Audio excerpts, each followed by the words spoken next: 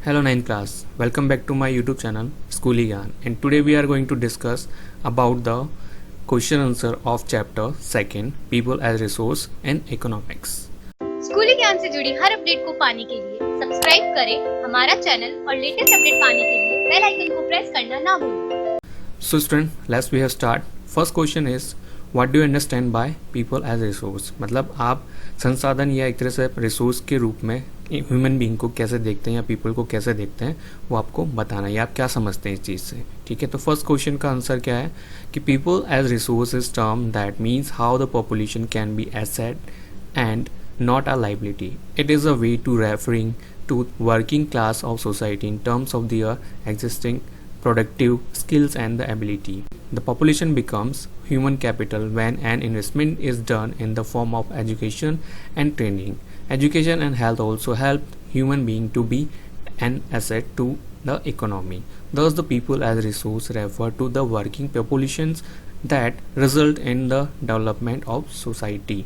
ये हम लोग स्टार्टिंग से चैप्टर जब से स्टार्ट हुआ था तब से हम लोग डिस्कस कर रहे हैं कि पीपल एज ए रिसोर्स कैसे होगा या पीपल एज ए रिसोर्स क्यों बोला गया है किसी नेशन या किसी कंट्री के लिए। तो इसका आंसर आप लोग देख लीजिए।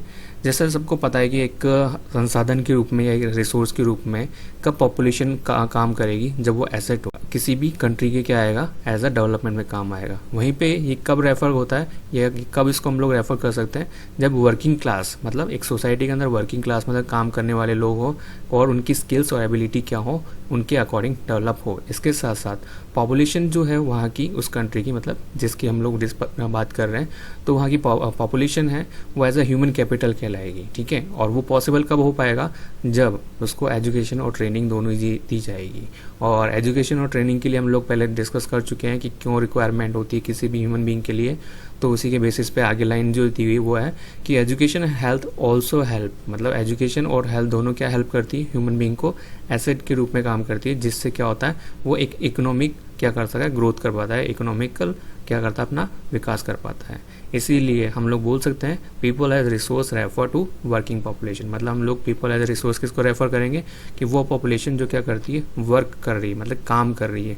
काम से भी मतलब ऐसा नहीं कि लाइक बिना किसी पैसों के या बिना किसी वेजेस के काम कर रही है और करती जा रही मतलब कहने का मीन्स उनका खुद का डेवलपमेंट भी, क्योंकि ऑल ओवर डेवलपमेंट कब पॉसिबल होगा जब खुद का डेवलपमेंट होगा तो उसके बाद उस स्टेट का या कंट्री का डेवलपमेंट हो पाएगा। तो इसलिए बोला गया है डेवलपमेंट ऑफ सोसाइटी। तो मतलब वो पॉसिबल कब होता है कि जब डेवलपमेंट कब होगा जब सब लोगों का एक साथ विकास होगा। तो इसीलिए फर्स्ट का आंसर सीधा सीधा हम लोग बोले इन शॉर्ट वे में कि एसेट होना पीपल एज रिसोर्स कहलाता है। ठीक है, फिर आता है second question, how is human resources different from the other resources like land and physical capital. मतलब अगर हम लोग बात करें ह्यूमन रिसोर्स जो है लैंड और फिजिकल जो कैपिटल्स हैं, ठीक है, उससे कैसे अलग है, मतलब कैसे डिफरेंट है इसके बारे में बताना है। तो human resource are different from the other resources like land and physical capital because, अब बात करें ह्यूमन रिसोर्स लैंड और फिजिकल कैपिटल से कैसे है, फिजिकल कैपिटल से मतलब जिसको हम लोग रुपीज़ भी बोल सकते हैं, ठीक है, उससे कैसे अलग है तो उसके बारे में डिस्कस करेंगे। Human being can use other resources to give out productive outputs, मतलब ह्यूमन बीइंग क्या कर सकते हैं दूसरे रिसोर्सेज को यूज़ कर सकते हैं। लैंड थोड़ी ना किसी को यूज़ कर सकेगा, मतलब ज़मीन थोड़ी ना किसी को यूज़ कर सकती है, हम लोग ज़मीन को यूज़ करते हैं। वहीं पे हम लोग बात करें कैपिटल, मतलब हम लोग नहीं होंगे तो जो फिजिकल कैपिटल मतलब कहने का मीन्स हो गया कि प्रॉपर्टी हो गई, इसके अलावा जो आपके रुपीज़ वगैरह होते हैं उनका कोई वैल्यू नहीं अगर ह्यूमन बीइंग नहीं है। तो मतलब कहने का मीन्स हो गया अगर ह्यूमन बीइंग है तो बाकी रिसोर्सेज को वो से यूज़ कर सकता है एज अ प्रोडक्टिव रूप में या आउटपुट के रूप में। फिर नेक्स्ट लाइन में बताया गया how ever resources like land and physical capital R dependent on human resources. इसी कारण, किस कारण जो हम लोगों ने भी डिस्कस किया उसी कारण लैंड और फिजिकल कैपिटल किस पर डिपेंड है, ह्यूमन रिसोर्स के ऊपर डिपेंड है। फॉर दियर यूज़ मतलब किस के बेसिस पे, उनके यूजेस के अकॉर्डिंग। मतलब लैंड अगर यूजेबल है तो वो किसके लिए, ह्यूमन बीइंग के लिए। अगर फिजिकल कैपिटल यूजेबल है तो किसके लिए, ह्यूमन बीइंग के लिए। And can not give any productive output all by themselves, मतलब कहने का मीन्स कि हम जो लैंड की बात करें चाहे फिजिकल कैपिटल की बात करें या किसी भी रिसोर्सेज मतलब ह्यूमन बीइंग के अलावा किसी भी रिसोर्स की बात करें तो वो कब तक यूजफुल नहीं है जब तक ह्यूमन बीइंग उसे काम में नहीं लेता है या यूजेस नहीं करता है। फिर देखते हैं third question, what is the role of the education in human capital formation. मतलब अगर हम लोग बात करें एजुकेशन जो है, मतलब शिक्षा या साक्षरता जो है ह्यूमन कैपिटल फॉर्मेशन, मतलब ह्यूमन कैपिटल को फॉर्म करने में कैसे हेल्प करती है, एजुकेशन से कैसे ह्यूमन कैपिटल बन सकती है, जो हम लोग पहले डिस्कस कर चुके हैं हमारे चैप्टर के अंदर। तो उसी के बेसिस पे हमारा आंसर है education plays a very important role in human capital formation for the following reason. अब यहाँ पे कुछ कारण बताएं, जो कि यहाँ पे 5 कारण हैं। उन 5 कारणों के कारण हम लोग बोल सकते हैं कि ह्यूमन कैपिटल को फॉर्मेशन में कौन एजुकेशन बहुत इंपॉर्टेंट रोल प्ले करता है। मतलब कहने का मीन्स ये हो गया कि कोई भी ह्यूमन कैपिटल कब कन्वर्ट होगा, जब वो एजुकेट होगा या पढ़ा लिखा होगा। लेकिन उसके पीछे भी रीज़न बताया गया कौन कौन सा। फर्स्ट है an educated human can be considered an asset for economic and not a liability. मतलब एक पढ़ा लिखा ह्यूमन बीइंग, मतलब एक पढ़ा लिखा इंसान क्या होगा, एज अ कंसिडर, मतलब उसको किस रूप में देखा जाएगा, एसेट के रूप में देखा जाएगा, ना कि किस रूप में, लाइबिलिटी। और एसेट और लाइबिलिटी मैं ऑलरेडी बता चुका हूँ, इनके बीच में डिफरेंट क्या होता है और कब ह्यूमन बीइंग एसेट कहलाता है और कब एक क्या कहलाता है, लाइबिलिटी कहलाता है। ठीक है, फिर भी आपको नहीं पता तो आप कमेंट बॉक्स में कमेंट करके पूछ सकते हैं। सेकेंड है रीजन जो बताया गया वो क्या है, education can help an individual make better use of economic opportunity. It helps in the enhancing the national income, culture richness and increase the efficiency of the government. मतलब एजुकेशन किस किस में हेल्प करती है, पहली चीज़ तो इंडिविजुअल मेक बेटर, मतलब कहने मीन्स उस ह्यूमन बीइंग को इंडिविजुअल क्या बनाती है, बेटर बनाती है, मतलब अच्छा बनाती है। किस बेसिस पे, इकोनॉमिक अपॉर्चुनिटीज़। मतलब सिंपल सी बात है, आपने देखा होगा जो पढ़े लिखे होते हैं उनके पास जॉब करने के, नौकरी करने के बहुत सारे बोल सकते हैं ना अपॉर्चुनिटीज़ होती है। जो पढ़ा लिखा नहीं होता तो उनके पास लिमिटेशंस हो जाती है कि वो किसी किसी जगह ही काम कर सकते हैं जहाँ पे अनपढ़ या बोल सकते हैं इलिटरेट या कम पढ़े लिखों की जरूरत पड़ती है, वहाँ पे काम कर पाएंगे। इसके साथ साथ ये हमारे नेशनल इनकम को भी क्या करती है, इंक्रीज करती है। साथ साथ कल्चरल रिचनेस मतलब हमारी जो संस्कृति, हमारी जो बोल सकते हैं परंपरा है, उसको भी क्या करती है, बढ़ावा देती है, बढ़ाती है। इसके साथ गवर्नमेंट को क्या करती है, एक अच्छी एफिशिएंसी प्रोवाइड करवाती है, या बोल सकते हैं गवर्नमेंट आपकी एफिशिएंसी जो है उसमें इंक्रीमेंट लेके आने का भी काम करती है एजुकेशन। थर्ड है it enhance individual productivity in terms of quality and quantity. मतलब अगर हम लोग बात करें इंडिविजुअली, तो इंडिविजुअल में ये हर तरीके से क्या है, चाहे क्वालिटी हो चाहे क्वांटिटी हो, उस बेसिस पे क्या करता है, इंक्रीज करता है उस ह्यूमन बीइंग को, उस इंसान को जो एजुकेटेड होता है उसको। फोर्थ पॉइंट है because being educated can help the economic status of an individual, it also develop the consciousnesses toward society।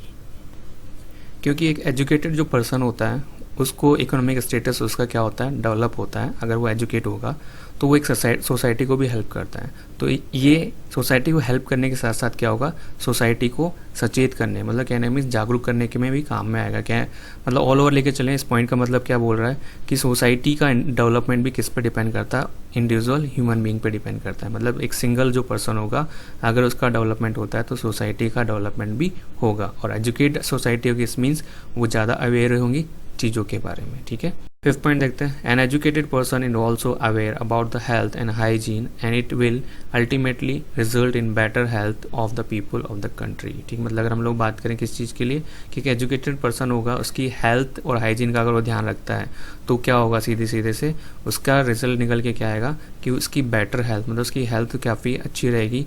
किसके बेसिस पे, as a people of country, मतलब उस जो कंट्री के लोग हैं उन सब लोगों की।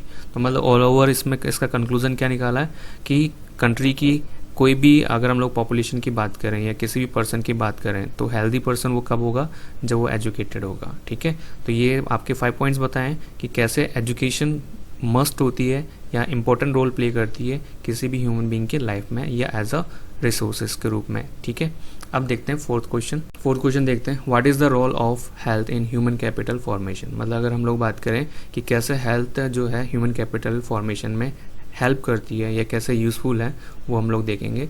तो ये हम पहले डिस्कस कर चुके हैं चैप्टर में, फिर भी एक बार इसका आंसर जो है एसटीज देखते हैं अकॉर्डिंग टू हमारे चैप्टर। Health plays a very important role in human capital formation in the following ways. जैसे हम लोगों ने देखा था थर्ड क्वेश्चन में 5 पॉइंट्स है, वैसे इसमें भी 3 पॉइंट्स बताए गए। उसमें एजुकेशन था, इसमें क्या हेल्थ, और इसी के ऊपर बेस्ड हमारा पूरा चैप्टर था ऑलमोस्ट, कि कैसे हेल्थ काम करती है ह्यूमन कैपिटल को फॉर्म करने में, कैसे एजुकेशन काम करती है ह्यूमन कैपिटल को फॉर्म करने में। तो फर्स्ट पॉइंट है, if an individual is healthy he or she may have better immunity to fight illness. जैसे कि देख रहे होंगे आप लोग स्टूडेंट्स कि कैसे एक इम्यूनिटी काफ़ी ज़्यादा हेल्प कर रही है किस टाइम पे, जब हम हमारे आसपास सराउंडिंग या हमारे इंडिया के अंदर या ऑल ओवर वर्ल्ड में क्या कोविड-19 जो है फैला हुआ है पूरे और स्प्रेड हुआ है ऑल ओवर इंडिया के अंदर, ऑल ओवर कंट्री के अंदर।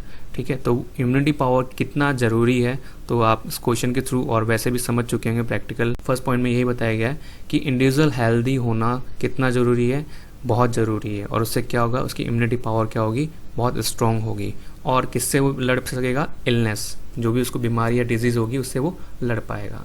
सेकेंड पॉइंट है being healthy will also increase the overall outcome of an individual. मतलब हेल्दी होगा तो क्या होगा, उसका आउटकम क्या निकल के आएगा, इंडिविजुअली काफ़ी अच्छा रिजल्ट निकल के आएगा। या बोले हम लोग सीधी सी कि अच्छा पर्सन या हेल्दी पर्सन होगा तो क्या होगा, उसका आगे का जो डेवलपमेंट है वो भी पॉसिबल हो पाएगा।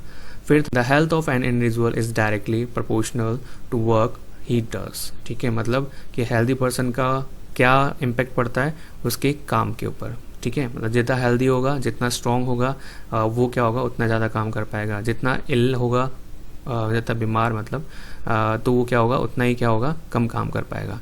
फिर नेक्स्ट लाइन में क्या बताया गया, दस the better health will increase efficiency. ठीक, मतलब कहने का मीन्स क्या हो गया कि जितना अच्छी हेल्थ होगी, जितना वो हेल्दी पर्सन होगा तो उसका वर्क क्या होगा, इंक्रीज हो पाएगा। मतलब कहने का मीन्स वो उतना अपना एफर्ट लगा पाएगा। फिर नेक्स्ट लाइन में क्या बोला गया, the above mentions points prove that if better health care measures are taken up and individual in a country becomes more healthy। मतलब कहने के मीन्स क्या बोला गया है कि अगर बेटर हेल्थ केयर मेज़र करें, अगर हम लोग बोलें अच्छी हेल्थ केयर को अगर हम लोग नापें तो उसका आंसर क्या होगा या उसका रिजल्ट क्या निकल के आएगा कि इंडिविजुअल सबका हेल्दी होना, और तभी क्या होगा, एक कंट्री क्या बन पाएगी, हेल्दी बन पाएगी। मतलब एक राष्ट्र या नेशन क्या होगा, एक स्ट्रॉन्ग राष्ट्र या नेशन बन के निकल सकेगा। फिर नेक्स्ट इस लाइन में क्या दिया हुआ है, the human capital and the productivity will also increase. तो सिंपल सी बात है, जब लोग हेल्दी होंगे तो क्या होंगे, ह्यूमन कैपिटल इंक्रीज होगी, इसके साथ साथ प्रोडक्टिविटी मतलब उनका जो प्रोडक्शन है वो भी इंक्रीज होगा। तो मतलब ऑल ओवर हम पॉइंट लेके जो घूम रहे हैं वो क्या है, एक तो हेल्थ, दूसरा एजुकेशन। तो हम लोग दोनों के बारे में डिस्कस कर चुके हैं। फिफ्थ क्वेश्चन देखिए, what part does health play in the individuals working life. मतलब अगर हम लोग बात करें कौन सा हेल्थ का पार्ट है जो कि इंडिविजुअल वर्किंग लाइफ में इंपॉर्टेंट रोल प्ले करता है, या कौन सी चीज़ें ऐसी हैं जो कि इंडिविजुअली वर्किंग जो लाइफ है उसके अंदर वो इंपॉर्टेंट रखती है। तो देखते हैं इसका answer. If an individual is healthy then he or she may be able to give a better outcome in terms of their work life. मतलब अगर कोई पर्सन क्या होगा, हेल्दी होगा तो उसमें से रिजल्ट क्या निकल कर गया, उसका आउटकम क्या निकलेगा, वो बेटर आउटकम्स होंगे। मतलब कहने मीन्स प्रोडक्टिविटी अच्छी होगी, अच्छे से काम कर पाएगा, उसकी अर्निंग अच्छी होगी। फिर नेक्स्ट लाइन दिया है, the efficiency of healthy person is higher than that of an unhealthy person. मतलब एफिशिएंसी मतलब किसी की बोल सकते हैं एफर्ट लगाने की या काम करने की क्षमता कब इंक्रीज होगी, जब वो हेल्दी होगा, ना कि अनहेल्दी होगा। तो मतलब कंपैरिजन किया गया हेल्दी और अनहेल्दी से। फिर नेक्स्ट लाइन में बताया गया, A healthy person can spend more time working in comparison to unhealthy person। तो क्या बोला गया कि एक हेल्दी पर्सन जो एक स्वस्थ व्यक्ति होगा उसके काम करने की कैपेसिटी और अनहेल्दी पर्सन की काम करने की कैपेसिटी, उसके बीच में डिफरेंस देखने को मिलेगा। Hence health plays a very important role in an individuals working life. इसलिए हम लोग क्या बोल सकते हैं कि हेल्थ क्या है, बहुत इंपॉर्टेंट रोल प्ले करती है। कब, जब इंडिविजुअल वर्किंग लाइफ की बात करते हैं तब।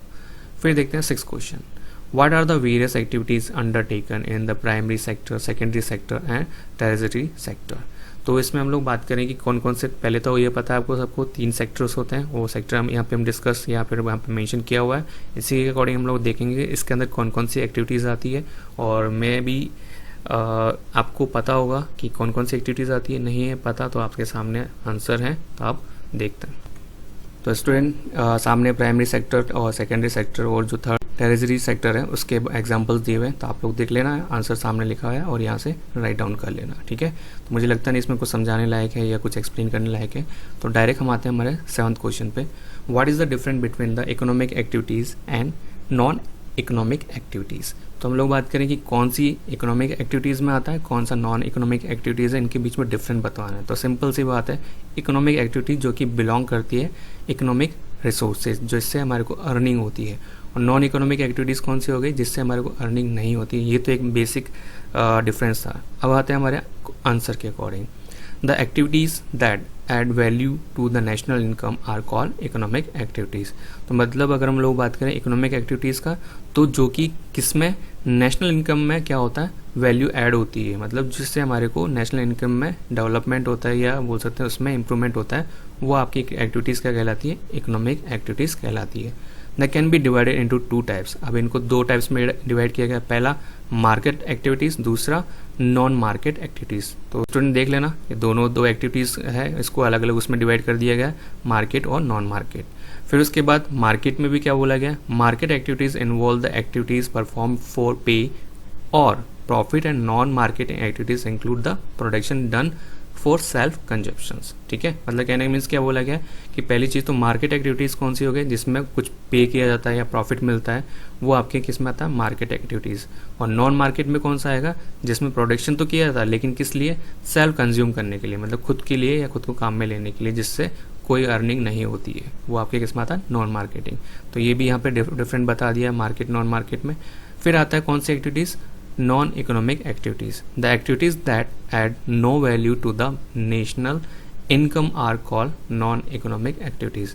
जो फर्स्ट वाली डेफिनेशन थी उसका जस्ट अपोजिट कर दो, ठीक है, वो इसका आंसर हो जाएगा किसका, नॉन इकोनॉमिक एक्टिविटीज़ का। यानी मीन्स क्या हो गया कि कौन सी एक्टिविटी जिसमें नेशनल इनकम में कोई इम्पैक्ट नहीं पड़ता या उसमें कोई हेल्प नहीं मिलती, तो उस एक्टिविटी को हम क्या बोलते हैं, नॉन इकोनॉमिक एक्टिविटी बोलते हैं। अब इसमें एग्जाम्पल दिया हुआ है, जैसे for example the domestic chore is example of non-economic activities। तो नॉन इकोनॉमिक एक्टिविटीज़ का एग्जाम्पल अगर लेके चलें तो कौन सा है, द डोमेस्टिक चोर in example of non economic activities. ठीक है, मतलब जो डोमेस्टिक जो भी हम लोग का एक्टिविटीज़ करते हैं वो सारी किस में आता है, उन एक्टिविटीज़ में आता है जो जिसमें नॉन इकोनॉमिक हम एक्टिविटीज़ बोल सकते हैं, या हम लोग बोलें जो कि नेशनल इनकम में हेल्प नहीं करती है।